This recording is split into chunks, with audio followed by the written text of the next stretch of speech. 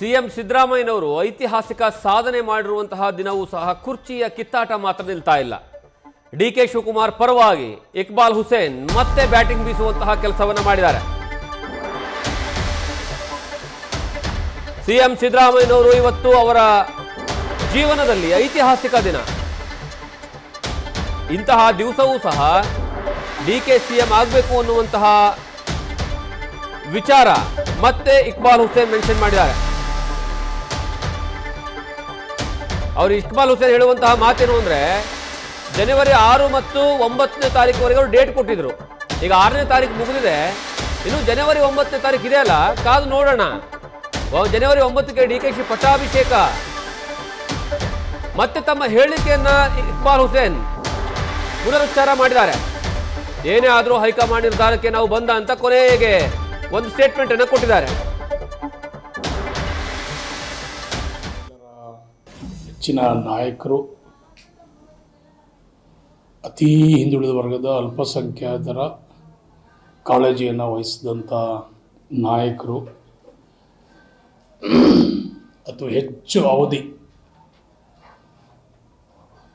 ದೇವರಾಜ ಅರಸು ಒಂದಿನ ಹೆಚ್ಚಿಗೆ ಜಾಸ್ತಿ ಮಾಡಿದಂಥ ಏಕೈಕ ನಮ್ಮ ನಾಯಕರು ಸಿದ್ದರಾಮಯ್ಯನವರಿಗೆ ನಾನು ನನ್ನ ವತಿಯಿಂದ, ನನ್ನ ಕ್ಷೇತ್ರದ ಎಲ್ಲ ಕಾರ್ಯಕರ್ತರಿಂದ, ಮುಖಂಡರ ಪರವಾಗಿ ನಾನು ಅಭಿನಂದನೆ.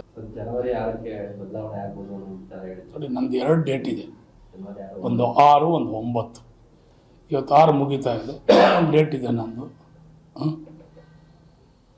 ಅದೇ ಸರ್, ಸಾಕಷ್ಟು ಚರ್ಚೆ ಆಗ್ತಿತ್ತು. ಅರಸೂರ ದಾಖಲೆ ಮುರಿದ ನಂತರ ಸಿದ್ದರಾಮಯ್ಯನವರು ಅವಕಾಶವನ್ನು ಕೊಡ್ತಾರೆ ಡಿ ಕೆ ಶಿವಕುಮಾರ್ಗೆ ಅಂತಾರೆ.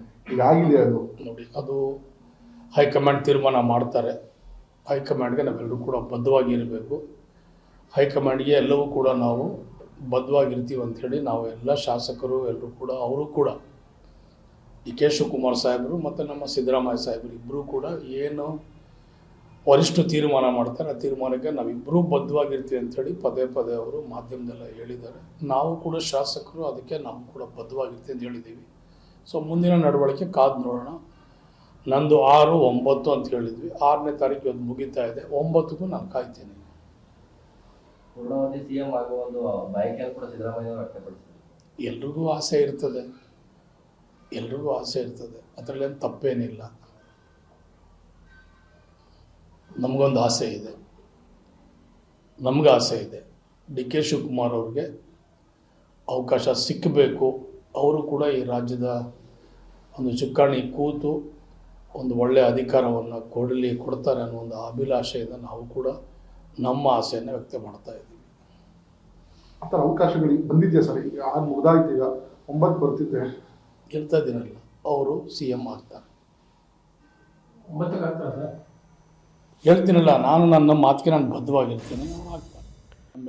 ರಾಮನಗರದ ಶಾಸಕ ಇಕ್ಬಾಲ್ ಹುಸೇನ್ ಅವರು ಪ್ರತಿ ಬಾರಿಯೂ ಸಹ ಡಿಕೆ ಶಿವಕುಮಾರ್ ಪರವಾಗಿ CM ಆಗಬೇಕು ಅಂತ ಬ್ಯಾಟಿಂಗ್ ಬೀಸ್ತಾ ಇರ್ತಾರೆ. ಈ ಹಿಂದೆ ಬೆಳಗಾವಿಯ ಅಧಿವೇಶನ ನಡೆಯುವಂತಹ ಸಂದರ್ಭದಲ್ಲಿ ಒಂದು ಸ್ಟೇಟ್ಮೆಂಟ್ ಅನ್ನು ಕೊಟ್ಟಿದ್ರು. 6 ಅಥವಾ 9 ಅಂದರೆ ಜನವರಿ 6 ಅಥವಾ 9ನೇ ತಾರೀಕು ಡಿಕೆ ಶಿವಕುಮಾರ್ ಅವರು CM ಆಗಿ ಪದಗ್ರಹಣವನ್ನು ಪಡ್ಕೊಳ್ತಾರೆ, ಪಟ್ಟಾಭಿಷೇಕವನ್ನು ಪಡ್ಕೊಳ್ತಾರೆ ಅಂತ. ಆದರೆ ಇವತ್ತು ಆಲ್ರೆಡಿ 6ನೇ ತಾರೀಕು, ಜನವರಿ 6ನೇ ತಾರೀಕು. ಇವತ್ತು ಮಾಧ್ಯಮದವರು ಪ್ರಶ್ನೆ ಮಾಡುವಂತಹ ಸಂದರ್ಭದಲ್ಲಿ, ಸರ್ ನೀವು ಹೇಳಿರುವಂತಹ 2 ಡೇಟ್ಗಳು ಕೊಟ್ಟಿದ್ರಿ, ಆಲ್ರೆಡಿ ಇವತ್ತು 6ನೇ ತಾರೀಕು ಅಂತ ಮೆನ್ಷನ್ ಮಾಡಿದಾಗ, ಹೌದು 6ನೇ ತಾರೀಕು ಇವತ್ತು, 6ನೇ ತಾರೀಕು ಮುಗಿದೋಯ್ತು, ಆದರೆ ಇನ್ನೂ 9ನೇ ತಾರೀಕು ಇದೆ ಅಲ್ಲ ಅನ್ನುವಂತಹ ಪ್ರಶ್ನೆಯನ್ನು ಇಡ್ತಾರೆ. ಅಂದರೆ ಇನ್ನೂವರೆಗೂ ಸಹ ಅವರಿಗೆ ಆಸೆ ಇದೆ, 100% 9ನೇ ತಾರೀಕಿಗೆ ಅವರಿಗೆ ಪಟ್ಟಾಭಿಷೇಕ ಆಗುತ್ತೆ. CM ಸಿದ್ದರಾಮಯ್ಯನವರು ಕೆಳಗಿಳಿದು ಡಿ ಕೆ ಶಿವಕುಮಾರ್ ಅವರು ಪಟ್ಟವನ್ನು ಏರ್ತಾರೆ ಅನ್ನುವಂತಹ ಅಭಿಲಾಷೆಯಲ್ಲಿ ಅವರಿದ್ದಾರೆ.